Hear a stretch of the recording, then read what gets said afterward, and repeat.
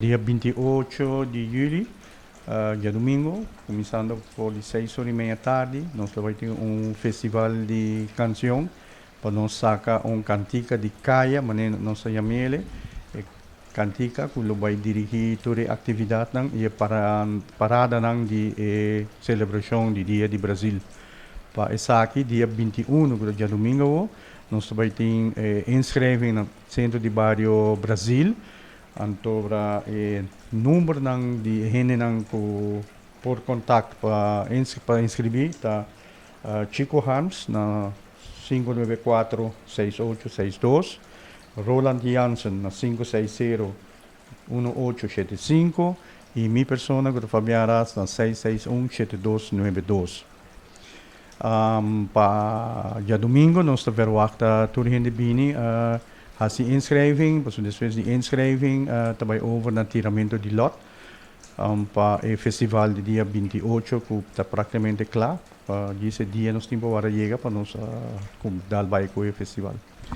A parte do festival, depois dia 11 de agosto, é dia que oficialmente é celebração do Dia de Brasil da começar, da arranca ali. Dia domingo à tarde, 2 horas. Nós vamos começar aqui com parada acústico, que sai for de Missa de Brasil, vem terminar no Centro de Bairro Brasil. Começa para 2 horas da tarde, nós esperamos para 3 horas, e depois de vai ter festa bailável com 2 grupos, tem hora de noite, 7 horas, 8 horas, depende com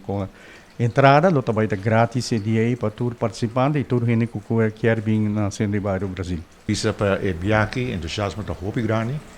Nós temos 2 atividades grandes extra aqui, qual é a canção e caia, que para Hopi comentar no último dia aqui, e é multicultural que nós temos para esse dia 7 de setembro. Pero me tenho visto que o entusiasmo parte do grupo, parte de reina, tudo esse não está virando dia para dia mais grande e me está muito contente que seja passou nós está ferroado que aqui nós parada lo vira muito mais grande que tudo 8 anos passado agora aqui nós vai para 9 anos ano para ano Aruba está será mais conhecido de cerca que é típico nós típico na música de tempo né e nós está por manter também e manema bisabo agora que o entusiasmo para essa aqui está muito grande. Essa aqui tá é Arubiano, o website